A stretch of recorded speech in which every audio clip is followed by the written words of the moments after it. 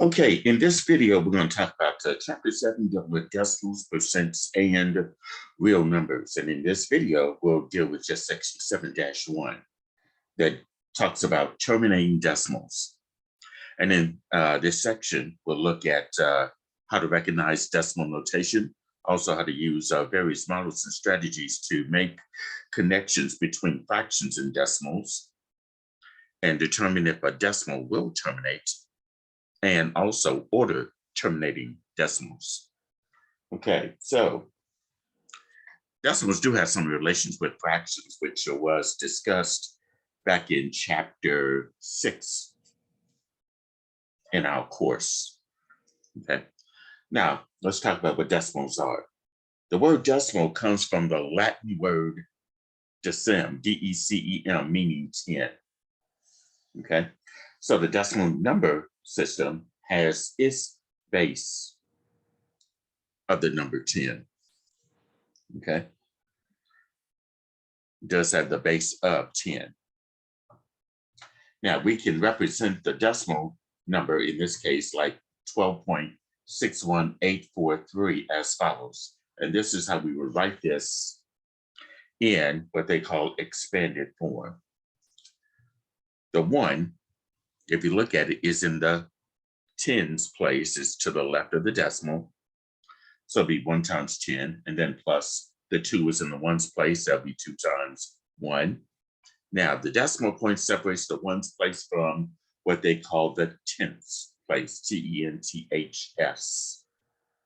So 6 as in expanded form would be 6 over 10 to the first.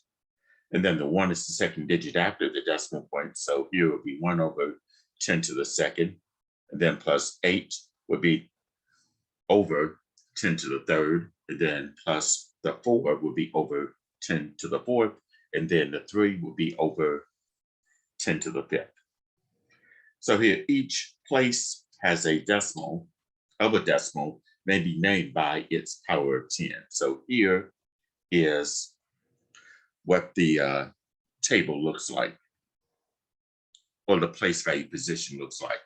The decimal point represents the word and of course to the right of that is the tens place and the hundreds place, and it does go on to the right forever, just like the whole numbers go on forever and ever on the left side, to the left of the decimal point.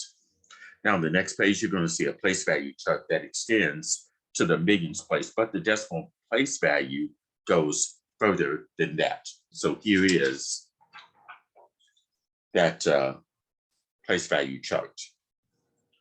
Of course, the decimal point is this column representing the word and. And of course, to the right of it is the tens, then hundreds, thousands, 10,000s, 100,000s, and then millions. Okay, we should already be familiar with the place value on the left side of the decimal point. All right, so here we can use this to help us write decimal numbers that are given to us, and we can write that in expanded form. So if we look at the first homework example, and these homework examples are similar to the ones that are in your homework in my math lab. So you should be able to complete those. Let's start with homework example number 1. Here you're going to write each of the following as a sum in expanded place value form. Like in this case here, 0.824. I'll go ahead and write this off to the side, 0.824. Now, the way that's going to be written is this. The first number after the decimal point is the 8. So it's going to be 8 times, and that 8 is located in the tenths place. So the way we're going to have to write that is, if it's in the tenths place, it will have to be 10 to the negative 1. And then the 2 is in the hundreds place, so it'll be plus 2 times 10 to the negative 2. So we're writing this in powers of 10 using negative exponents. And then plus the 4 is in the thousands place, so it'll be 4 times 10 to the negative third power. Okay, and if this helps, you can use this place value chart that I have here. Your tenths is, of course, 10 to the negative 1, and then 10 to the negative 2, 10 to the negative 3, 10 to the negative 4, and then the next one will be 10 to the negative 5, and then 10 to the negative 6, and this goes on and on forever. Okay, but we're going up to the millions place, if this helps. And also you can do the same thing for your whole numbers, for those numbers to the left of the decimal point. Like for the ones, it'll be 10 to the 0. For the tens, 10 to the 1. Hundreds, 10 squared. Thousands will be 10 cubed. 10 to the 4th. 10 to the 5th. 10 to the 6th. 10 to the 7th. 10 to the 8th. And it goes on and on to the left as well. Okay, now back to example 1, part B. Here we got 304.05. In this case here, the 3 is in the hundreds place. That's the number on the left side of the decimal point. So it's going to be 3 times 10 to the 2nd. Okay. And also you can fill in that number in these boxes if you like, if this helps. And then plus 0 times, the 0 is in the tens place. So it'll be 0 times 10 to the 1st, or well, we just say 10 to the 1st. Then plus the 4 is in the ones place. That'll be 10 to the 0, 4 times 10 to the 0. And then your 0, the 0 is in the tens place. So it's going to be 0 times 10 to the negative 1. And then for the 5, that'd be 5 times 10 to the negative 2.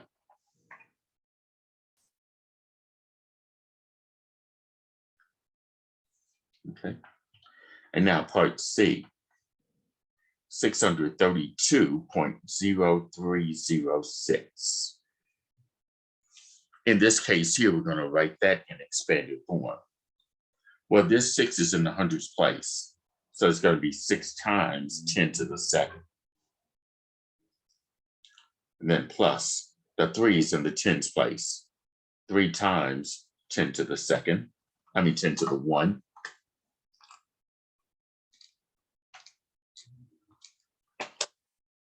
Three times 10 to the 1. And then plus the 2 is in the ones place. So it'll be 2 times 10 to the 0 power. And then for my decimal part, this 0 is in the tenths place. So it'll be 0 times 10 to the negative 1 plus the 3 is in the hundreds place. 3 times 10 to the negative 2. And then plus the 0 is in the thousands place. So it'll be 0 times 10 to the negative 3. And then plus the 6 is in the 10,000ths place. So it'll be 6 times 10 to the negative 4.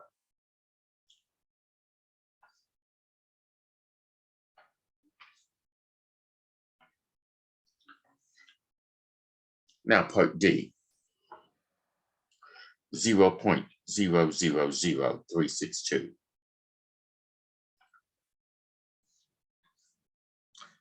And we want to write that in expanded form. So here, the 0, the first 0 is in the tenths place. That's 0 times 10 to the negative 1. The second 0 is in the hundreds place. That's 0 times 10 to the negative 2. And then the third 0 is in the thousands place.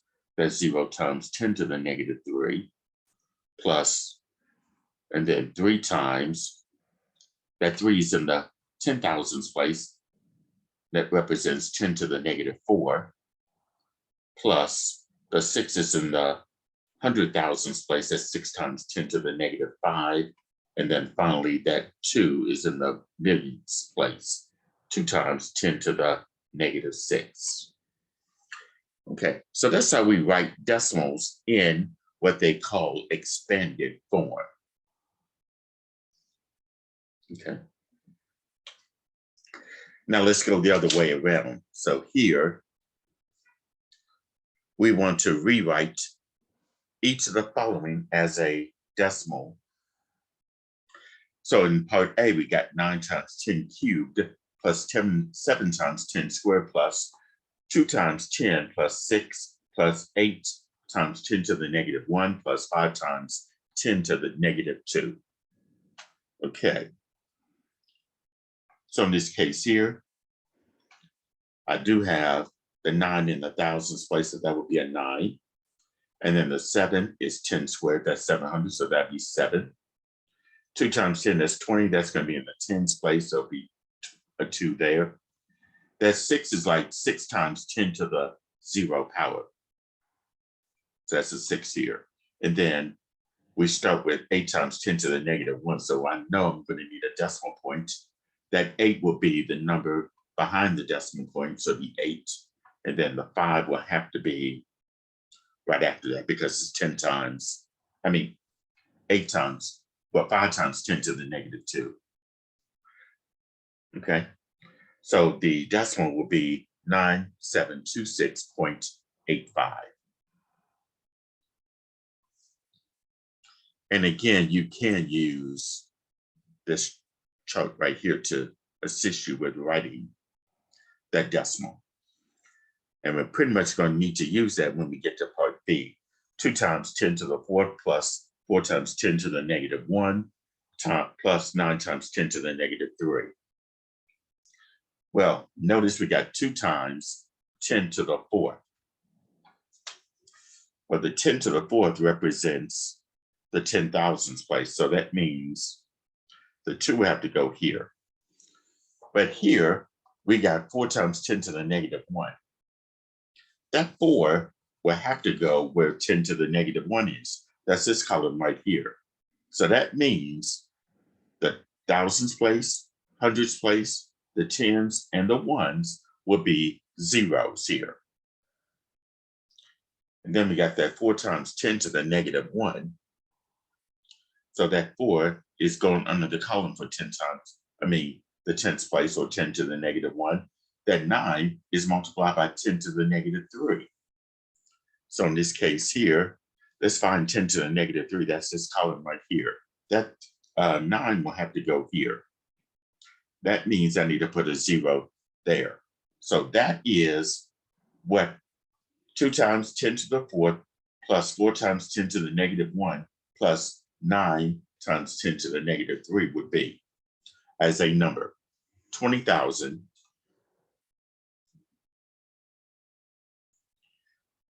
And then 0.409.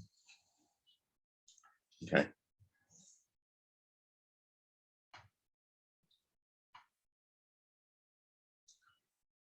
Okay. Now we got 9 times 10 to the 4th plus 6 times 10 to the negative 3. That's going to be part C. Well, let's find 10 to the negative 4 so that we can put the 9 there. And that's going to be this column right here. That's in the 10,000s place. And then we got plus 6 times 10 to the negative 3. Let's find 10 to the negative 3. That's over here. That 3 has to go right here. That would mean these others will have to be zeros. So it'd be 90,000.003 as the final answer, or what that number is in standard form.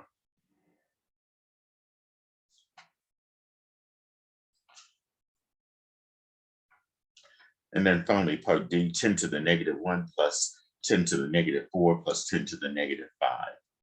Okay, so here, let's go up here.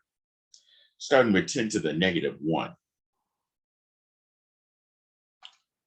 Okay, that would have to be a 1 right there because that's like 1 times 10 to the negative 1. And then 10 to the negative 4 is like 1 times 10 to the negative 4. So here's 10 to the negative 4 right here. Put a 1 there. And then 10 to the negative 5. Like 1 times 10 to the negative 5. a 1 goes there as well. These other two will have to be zeros here. So it'll be 0.10011. Okay, and I'm going to put a 0 in front of the decimal point.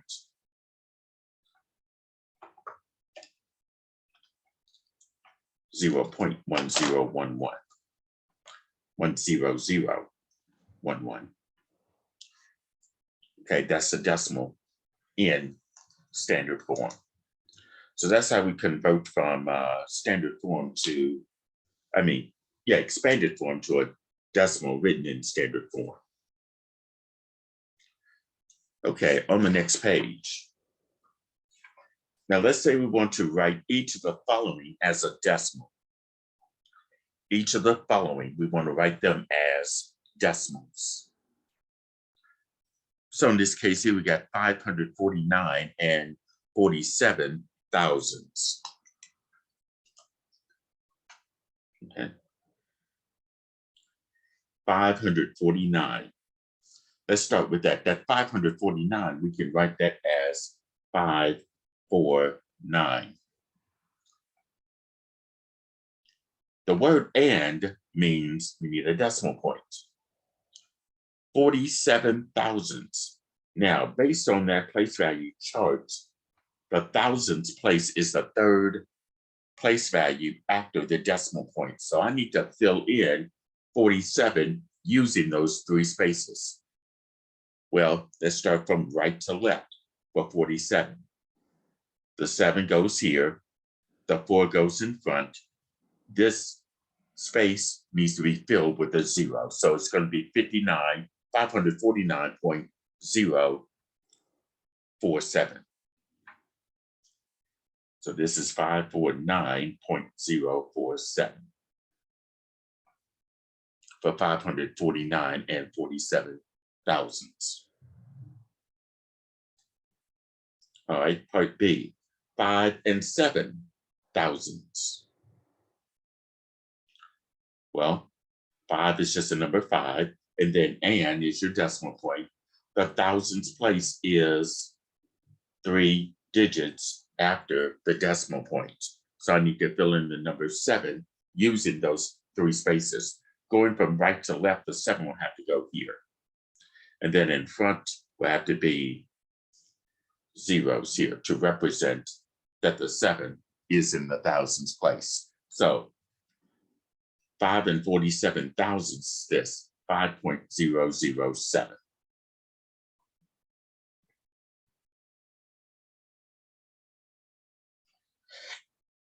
Okay, part C is this 549 millions. 549 millions. Okay, in this case here, the millions place is 6 digits. It's a 6 number after the decimal point, or the 6th place value position after the decimal point, as you can see in this chart right here. Here's the millions place right over here. That's the 6th place after the decimal point. So I need to fill in 549. I need to fill in 549 using all 6 decimal places. Going from right to left, put the 9 here, the 4, and then the 5 for 549. And I had to put zeros in front. So the decimal will be 0.000549 for 549 millions.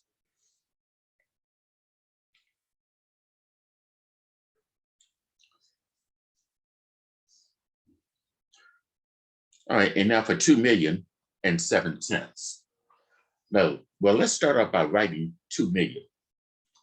Here's the millions place. The 2 have to go here. And these spaces in front of the decimal point will be zeros here. So I have to put 6 zeros behind the 2. So it'll be 2 with 6 zeros to represent 2 million.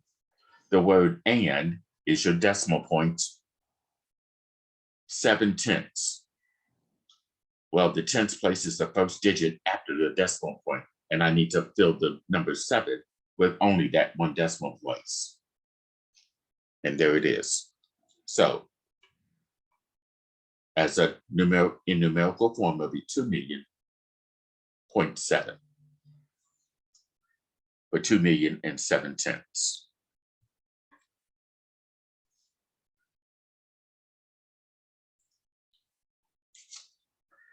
All right, now let's take a look at this homework example. Now we've written decimals that were written in words into a numerical form. Now we got the numerical form. We want to write it in words. 0.031. We want to write that in words. Now the way we do that is this. We read this number as we normally do with whole numbers. So this, we read that as 31.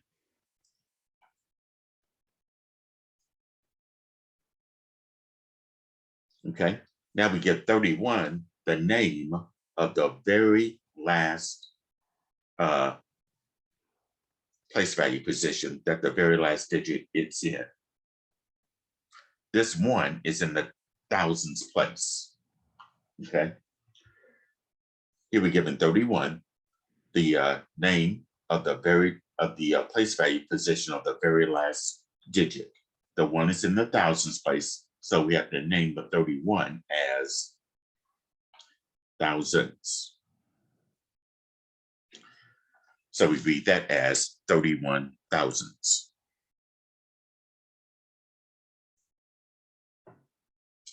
Okay. All right, let's say we had this. Here we're going to write the numbers in each of the following sentences as decimals and symbols.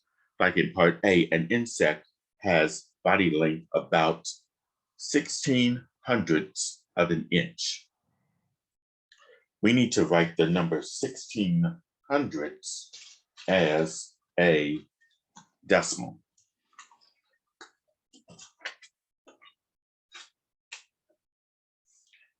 Okay.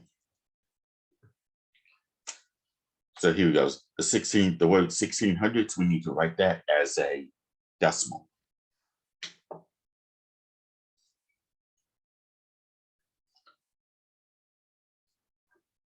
The hundredths place is the second digit after the decimal point. So that means I need to fill in 16 with those 2 spots. Put the 6 here and the 1 here. So the insect with about 1/1600ths of an inch in decimal form, 0.16. All right, part B, a planet goes around its sun once every 465 and 82 thousandths days. Okay, so we're talking about 465 and 82 thousandths. We need to write that in the form of a decimal. Well, we should be able to write the number 465 as 465. The word "and" is your decimal point. The word thousands, we need to have 3 spaces because thousands is the third place value position after the decimal point. So that means I need to fill in the number 82 with those 3 spaces. So the 2 will have to go here, the 8 goes here. I have to put a 0 in front. So this is the decimal for 465 and 82 thousand. So it'll be 465.082.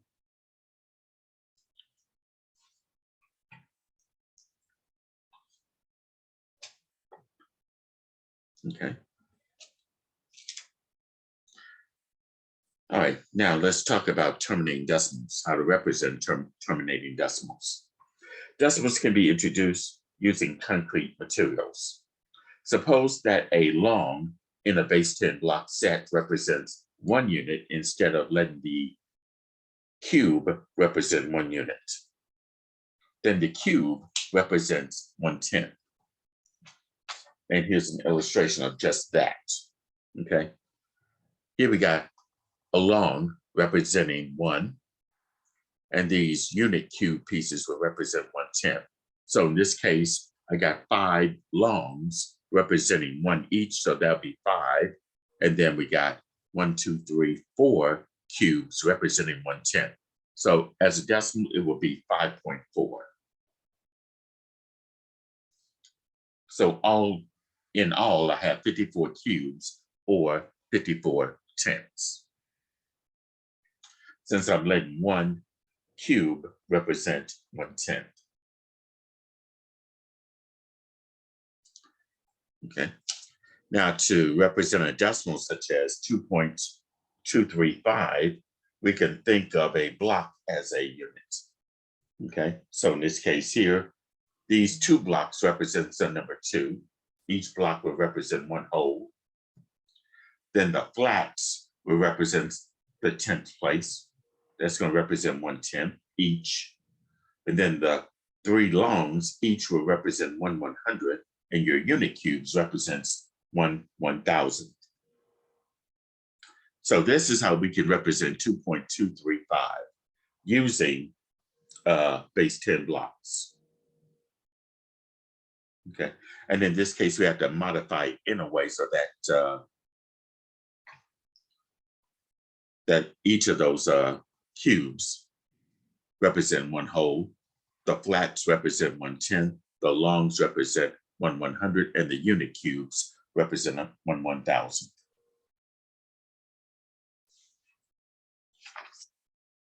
All right, next we'll look at converting fractions to decimals. Back in chapter 6, we already talked about fractions and how to convert those. How to do operations with fractions.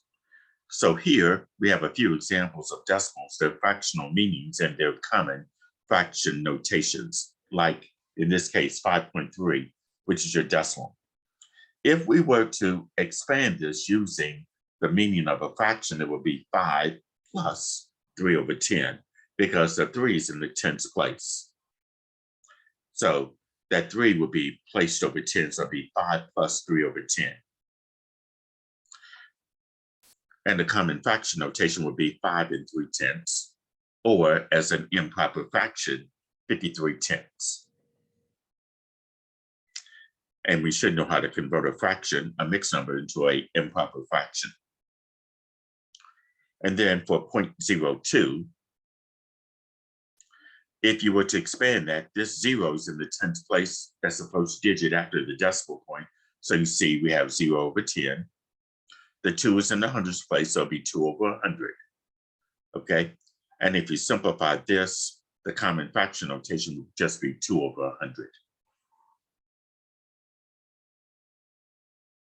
And for 2.0103, the 2 is in the 1's place, so just write down the 2. The first 0 is in the 10th place, that's 0/10. The 1 is in the 100th place, so it'll be 1/100. The 0 is in the 1000th place, that's 0/1000. And then the 3 is in the 10,000th place, so it'll be 3/10,000. And the common fraction notation for that would be 2, and we can write the 103 on top, and that 3 is in the 10,000th place, so it'll be over 10,000. Or if we convert that to a improper fraction, it'll be 20,103/10,000. And this also works with negative numbers as well, -3.6. We bring the negative out in front, and then the 3 is in the 1's place. This 6 is in the 10th place, so it'll be 6/10. Combine this will be -3 6/10. Or as an improper fraction, -36/10. Okay. All right, let's look at this example here. Convert each of the following to decimals. Convert each of the following to decimals, like this one, 25/10.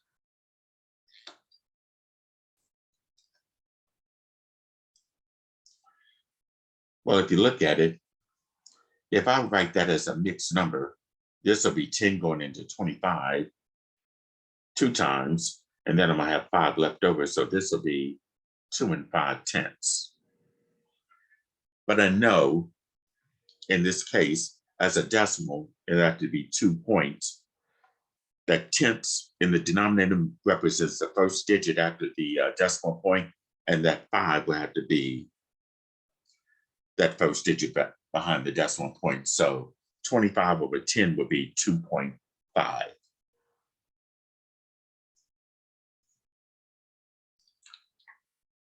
And in part B, 56 over 100. 56 over 100. Okay. Now, what you can do here is look at this.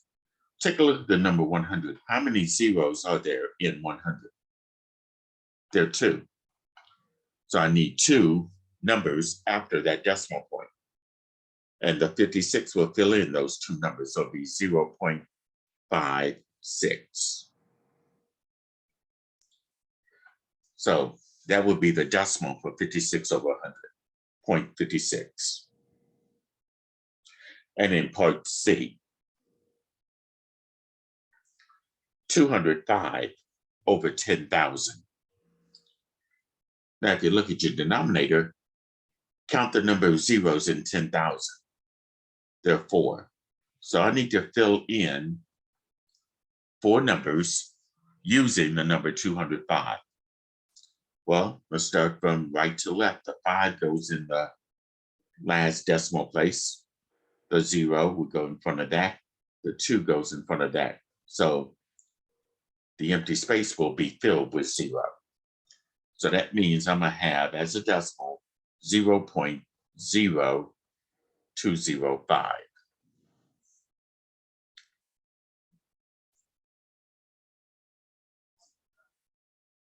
Okay. All right, now what I have here is the general rule for dividing or multiplying the decimal by a positive integer power of 10. So to divide a decimal by 10 to the n, where n is a positive integer, you're going to start at the decimal point and count in place values to the left, adjoining zeros if necessary, and insert the decimal point to the left of the nth place value counted.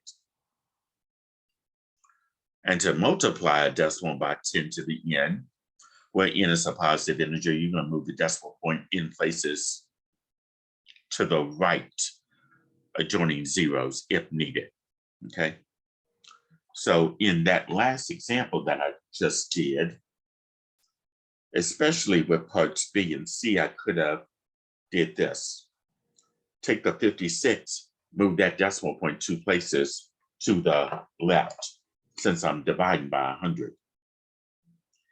So the decimal point is understood to be behind the last digit in a whole number. So I can move the decimal point 2 places because 100 has 2 zeros in it. The same thing with 205 over 10,000.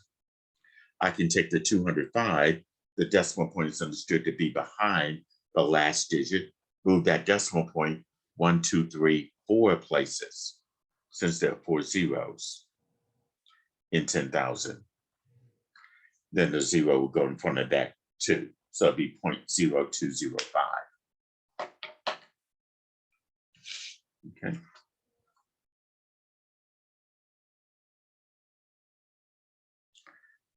All right. Fractions are easy to convert to decimals. If the denominator of a fraction is not a power of 10, we can use a problem-solving strategy of examining a related problem. So like in this case right here, let's say we got 7 over 2 to the 6th power. And I want to express this as a decimal. Well, all we have there is 2 to the 6th power. And I need a power of 10 down in the denominator. Well, here's what I can do. Since I know that 2 times 5 does equal to 10, I'm going to multiply the numerator and the denominator by 5. But notice I got 2 to the 6. So that means I need to make that 5 be raised to the 6. Okay. Since I got 2 to the 6, I need to multiply by the numerator and the denominator by 5 to the 6 because I want to get a power of 10 somehow in the denominator. All right, so in this case here, the numerator will be 7 times, and I'm going to evaluate 5 to the 6th power. That would be 15,625. That's divided by, now that denominator is 2 to the 6 times 5 to the 6th. The common exponent is the 6. So this 6 will be on the outside. On the inside, I have 2 times 5.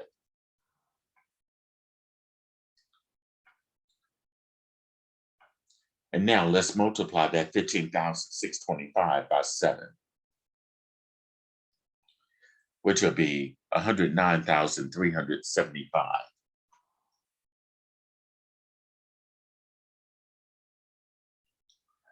Divided by 2 times 5, that would be 10 raised to the 6. Okay. Now, in this case, we're dividing by 10 to the 6th here. That's a power of 10. So I'm going to take the 109,375. The decimal point is behind the last digit, which is a 5. And I'm going to move the decimal point to the left 6 places. So I'm going to go 1, 2, 3, 4, 5, 6. That decimal point will be in front of the 1. So that means as a decimal, this will be 0.109375 or 109,375 millionths. Okay, that's how we express this as a decimal.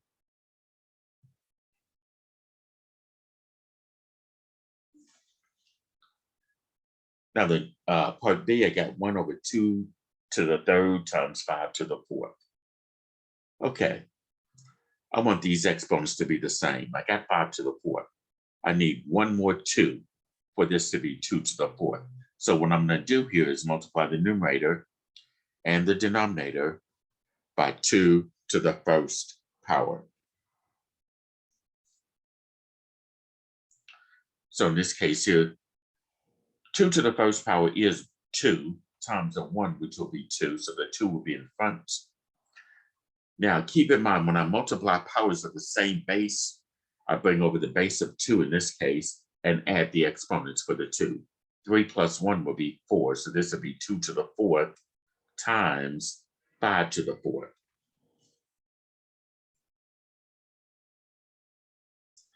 And in this case here, the common exponent in that denominator is the 4.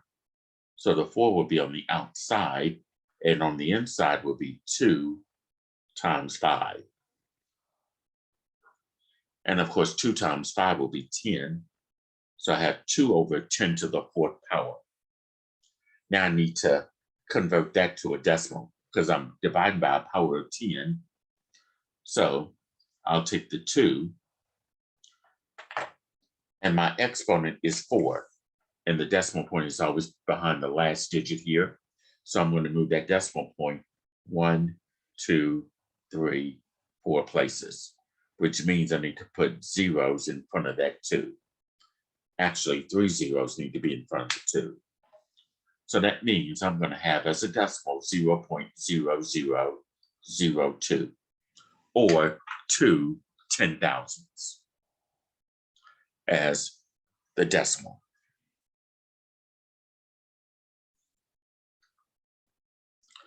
Okay, part C, 1 over 125. 1 over 125. Here's what I'm going to do. I know 125 is a multiple of 5. So Let me write 125. I'm doing this off to the side by dividing by 5. I know 5 goes into 125 25 times, and I know 5 goes into 25 5 times. So 125 in exponential form will be 5 to the third power. Now I want to make that denominator a power of 10. Well, since 2 times 5 does equal to 10, I'll multiply the numerator and the denominator by 2. But since I got 5 to the third, I need to make that 2 be raised to the third in the numerator and the denominator. Now simplify this. This will be 1 times 2 to the third.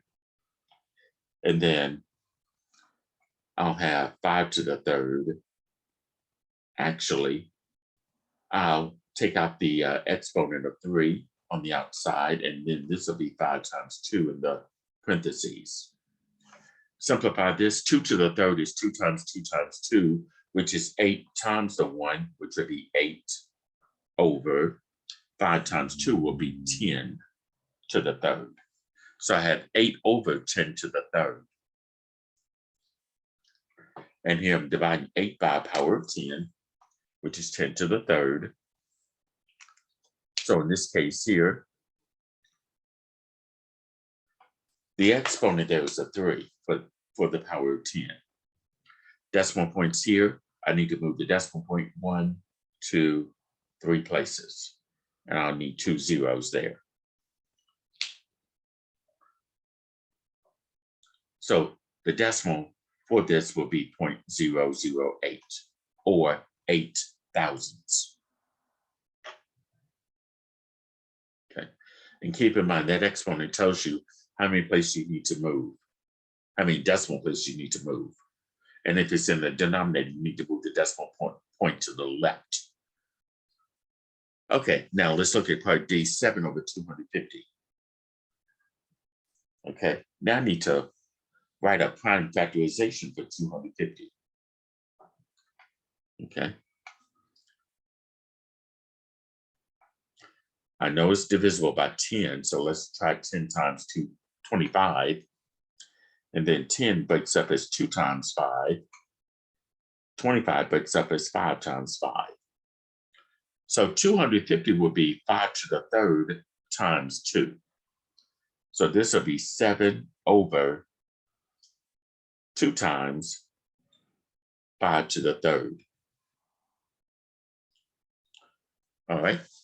Now I need to make that denominator a power of 10 with the same exponent. Okay. Because I got 5 to the third. I need to make 2 to the third. I've got a 2 to the first, so I need 2 more 2s. So that means I need to multiply the numerator by 2 to the second and the denominator by 2 to the second.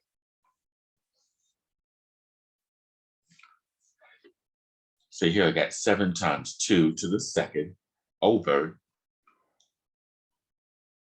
if I take out, well, let me go ahead and finish this out before I do that. I'm multiplying powers of the same base here. 2 to the 1 times 2 squared.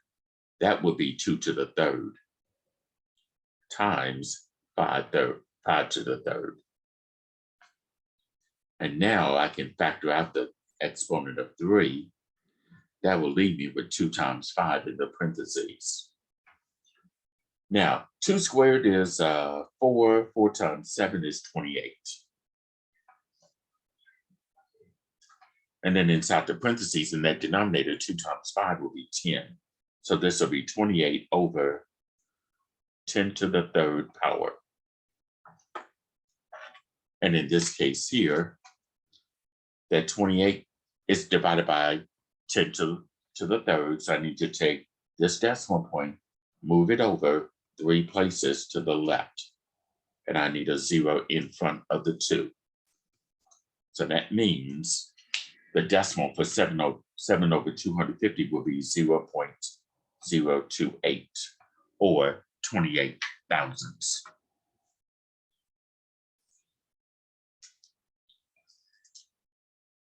Okay. So that's how we convert from fractions to decimals. Okay.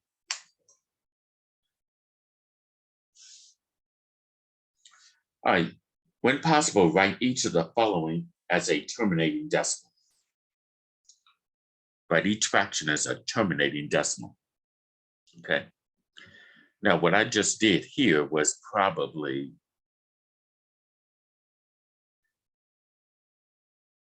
the long way of doing it. In this case, you can use a calculator for this. And I try to discourage you all to use calculators because of the fact that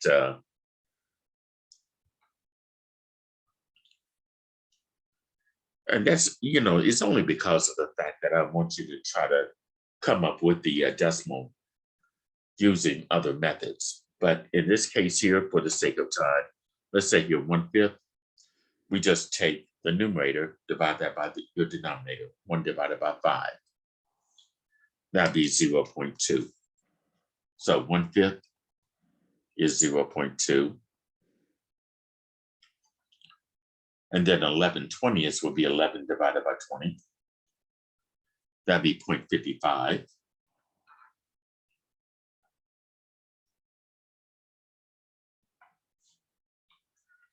Three-sixths as a decimal, 3 divided by 6 will be 0.5.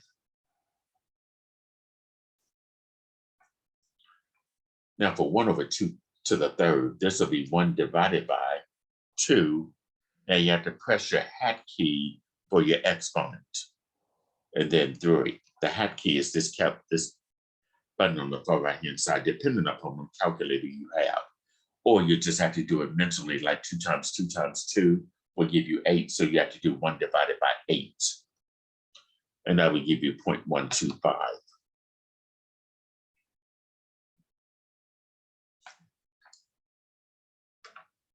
And 9 divided by 33.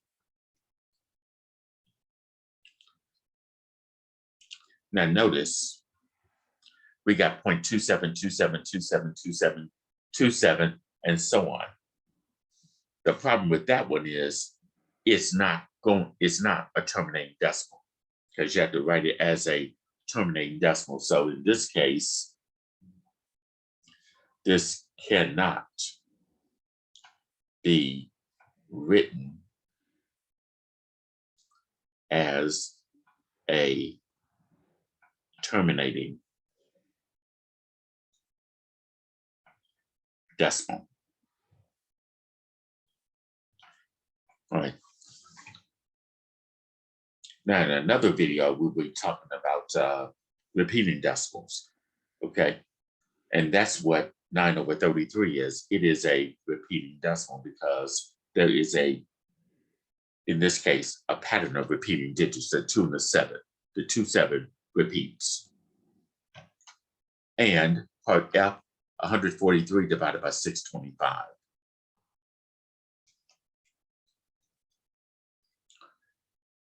This will be 0.2288.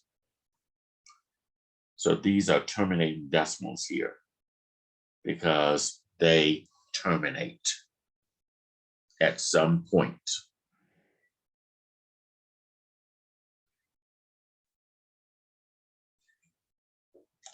Okay, which is exactly what we're going to be looking at here. Decimals that can be written with only a finite number of places to the right of the decimal point are called terminating decimals. An irrational number, a over b in simplest form, can be written as a terminating decimal if and only if the prime factorization of the denominator contains no primes other than 2 or 5. Okay, here's some examples that you can see here. The fractions that you see on the left side can be written as terminating decimals, like 7/16, because if we get the prime factorization of 16, it's just going to be 2 to the 4th power. It contains no primes other than 2 or 5.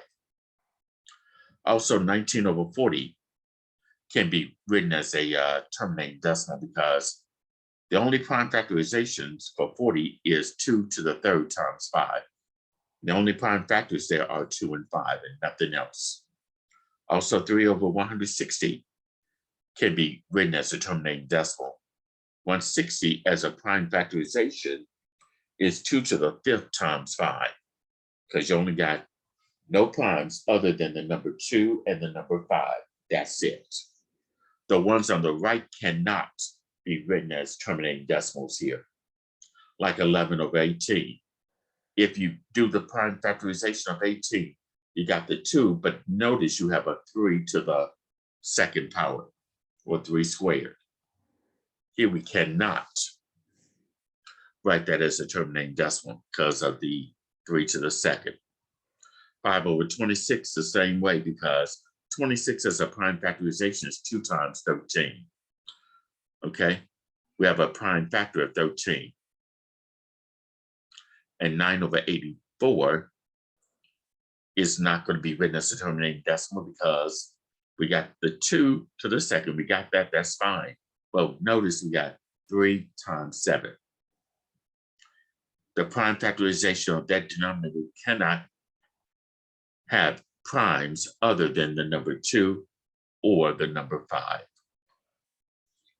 If it's got anything else, it's not going to be a terminating decimal. All right, so now let's look at a few examples here.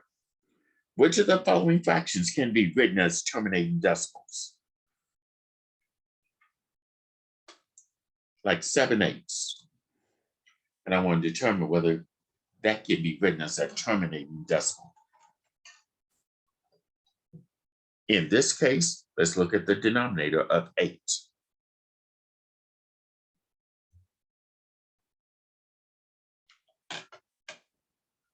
I realize that this is small on the screen, but that's 7/8.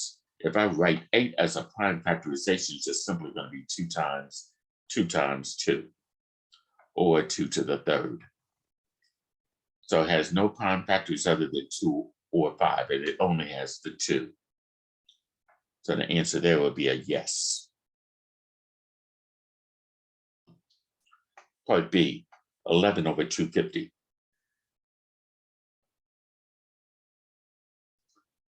Well, let's see, for the 250, that's 25 times 10 if we write that as a prime factorization. And then 25 is 5 times 5. 10 is 2 times 5. All we have are prime factors of 2 and 5 and nothing else. So the answer there, yes, 11 over 250 can be written as a terminating decimal.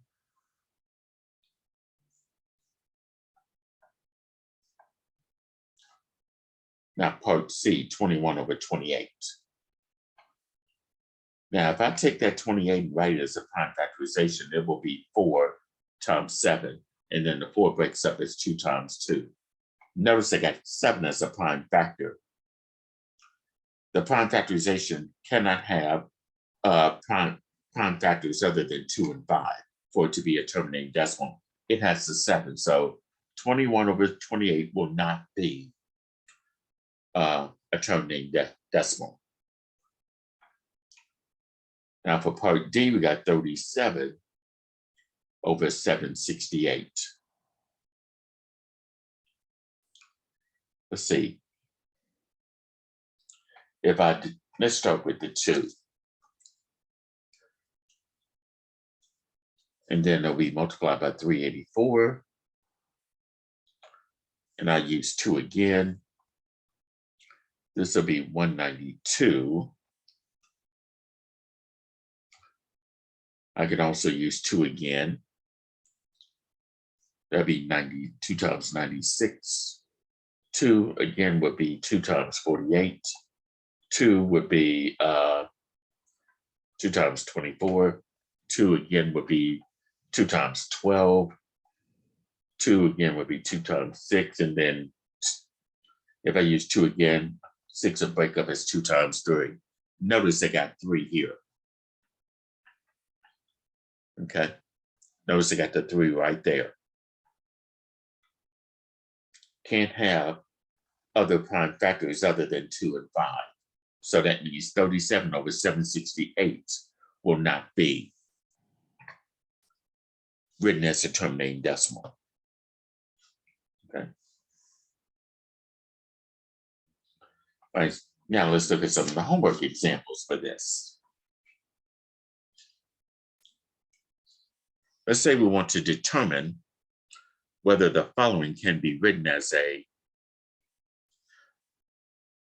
terminating decimal, or the following fractions can be represented as a terminating decimal, like 2/5.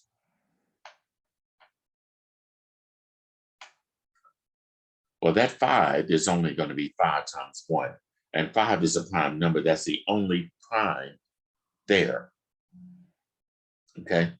Because we don't have any other primes other than 2 or 5. So 2/5, yes, it can be written as a terminating decimal. Part B, 23 over 5 squared times 52. Well, I need to break 52 up as a prime factorization. Well, 52 is going to be 2 times 26, and 26 is going to be 2 times 13. That's the prime factorization, but the problem here is I got that 13.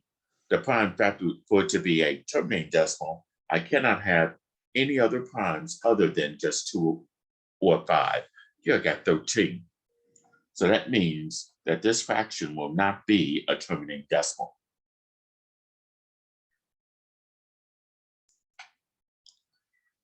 Part C, 8 over 16. Well, let's get the prime factorization of 16. That'd be 4 times 4, and then 4 breaks up as 2 times 2. So I have no prime factorization, no prime factors other than 2 and 5. I only got the 2 here. So yes, 8 over 16 can be written as a terminating decimal. All right, part D, 1 over 2 to the 8th power. Well, that's simple. That 2 to the 8th power, you only got the 2 right there. You only got the 2 right there, 2 raised to a power of 8. So that means, yes, because you have no other prime factors, no other primes other than 2 and 5. You only got 2, and it's to the 8th power. All right, let's look at part E, 4 over 46. Well, if I write 46 as a prime factorization, I know it is divisible by 2. 2 goes into 46 23 times, and 23 is prime. Unfortunately, that's not going to be a terminating decimal because I got 23 as a prime factor. I cannot have prime factors other than 2 and 5 in my prime factorization. So the answer there will be no. 4 over 46 will not be a terminating decimal. And part F, 299 over 3,125. Well, I know 3,125 is divisible by 5, so let's try that. And divide 5 into 3,125, that will go 625 times.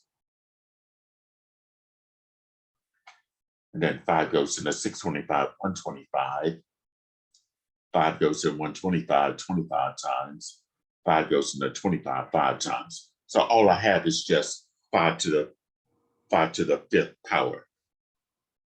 5 to the 5th power. So I have no prime factors other than 2 and 5. So that 299 over 3,125 can be written as a terminating decimal. Okay. All right, next we'll look at ordering terminating decimals. Ordering terminating decimals, putting them in order from either least to greatest or from greatest to least. A terminating decimal is easily located on a number line because it can be represented as a rational number a over b, where b is not equal to 0 and b is the power of 10. Okay. So let's say we have this number line right here and we want to put, let's say 0.56 here, for example. Of course, 5/10 is the same as 50 over 100. And 50 over 100 is less than 56 over 100.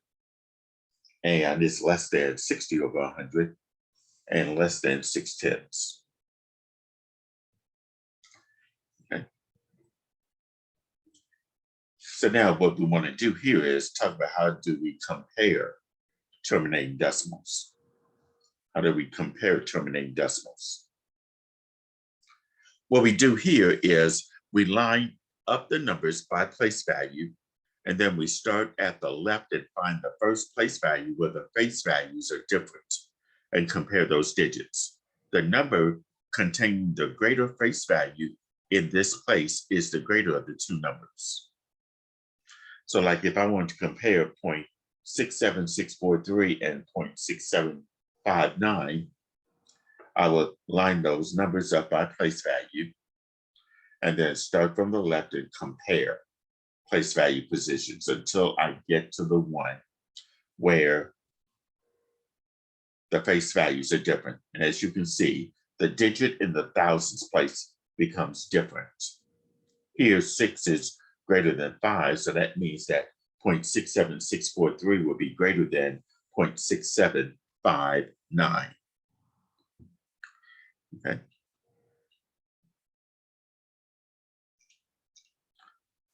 Right, so that's how we compare place values.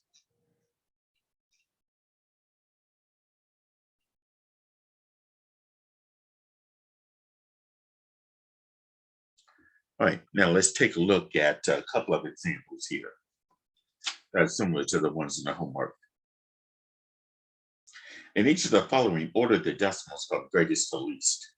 That means from largest to smallest. In part A, we got 24.16245, 24.163, 24.1625, and 24.16256. And this is what I would do here. Line the numbers up by place value. I'm just going to put them underneath each other. Then 24.1625, 24.16256.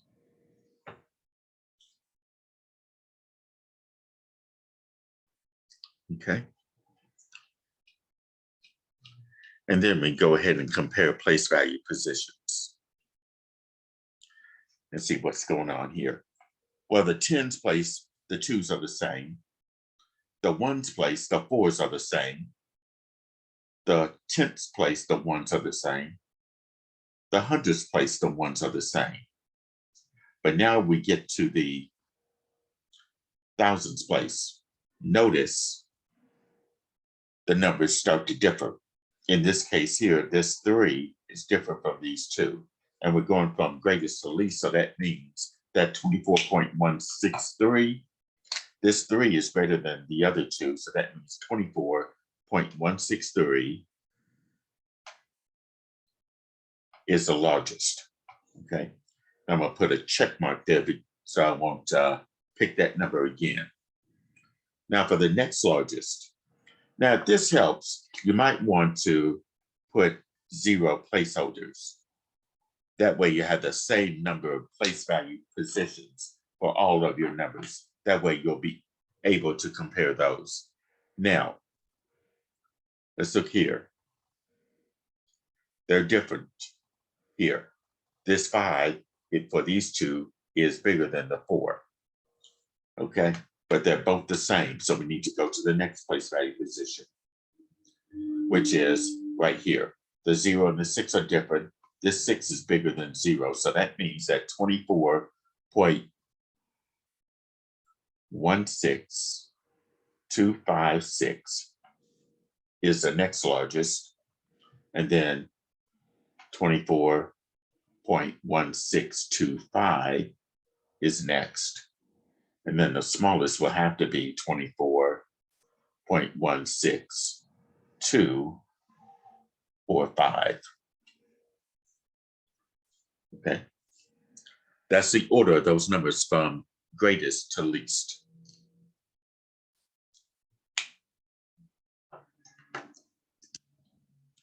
Part B. Now this one's going to be tricky because you got negative signs here. Negative 5.65, negative 5.681, negative 5.651, and negative 5.6051.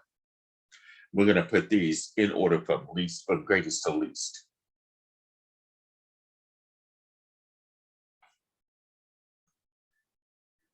And notice I'm lining these numbers up.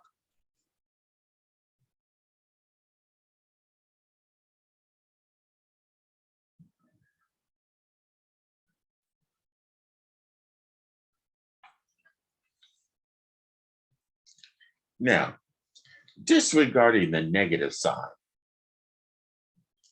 instead of putting them from greatest to least, I'm going to do it from least to greatest.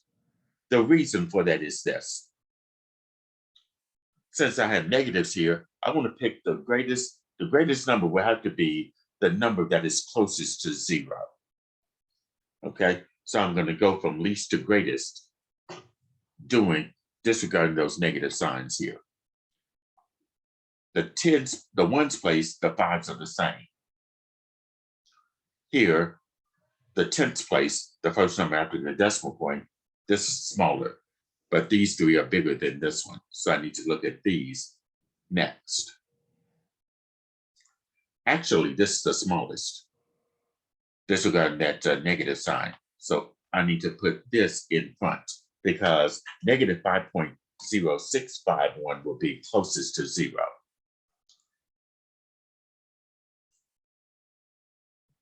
So that's going to go first. Let me put a check mark there. And then disregarding these, you can see that the sixes are the same. And I'm going to put a 0 here. This is different. The 5 is smaller than the 8, so I'm going to be looking at these two. And then I'm going to look at the last two. 0 is smaller than 1, so this will be next. So it'll be negative 5.65.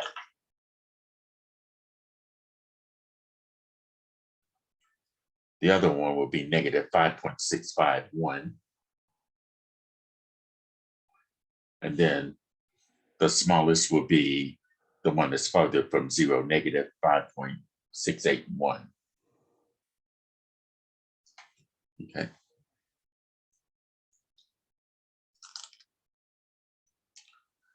So that's how we sort from least to greatest. I mean, from greatest to least. Okay. But with the negatives, you have to disregard the negative sign and sort from least to greatest. Okay. And then on the end, you'll add your negative signs. All right, on the next page is if the decimal 0.507, 0.57, and 0.5661 are arranged on a typical horizontal number line, which is furthest to the right? In other words, we're trying to find out which one is the greatest, because the greater you go to the right is further to the right. So that means the number has to be the greatest. All right, so I'm going to put 0.0507, then 0.057, and then 0.05661.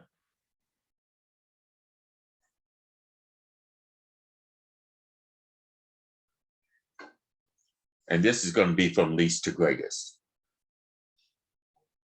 All right, the zeros are the same here. The numbers in the tens place, the 5, they're the same. They're different here. The smallest is the 0.507. And then 0.5661 is next. And then 0.57. So that means the number that is furthest to the right would be 0.57.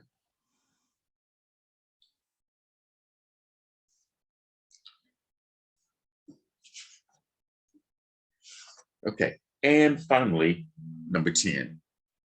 The 5 top swimmers in an event had the following times. And here's the table with the swimmer and the time in order of how they placed. They were who? All right, the fastest time would be the time that's the shortest, the smallest time. Okay, so pretty much if we compare these by place value, the 6s are the same. We're going from smallest to the largest, which means their time is the fastest. The smaller their time is, the faster their time is. All right, 0, the 1s are different. Let's look at these two first. And then the 4s are the same. This one is bigger than 4s, but Kathy, the 4, is less than 6. So Kathy has the fastest time. So she finished first. So Kathy finished first, and then Martha finished second. All right, now let's look at the last 3, Rhonda, Emily, and Molly. Okay, the 1s are the same, but when we get to the 10th place here, the smallest number will represent the fastest time. The 0 is smaller than 2 and 9, so Emily finished third. And then the 2 is smaller than 9. That means Rhonda finished fourth. And that would mean Molly finished last. Okay, so in order of how they placed, Kathy finished first, Martha finished second, Emily finished third, Rhonda finished fourth, and Molly finished fifth. Okay, so that does conclude this video on section 7-1 dealing with terminating decimals. Feel free to contact me if you have any questions about anything that's been presented in this video, or if you have any questions about the homework that's in my math lab.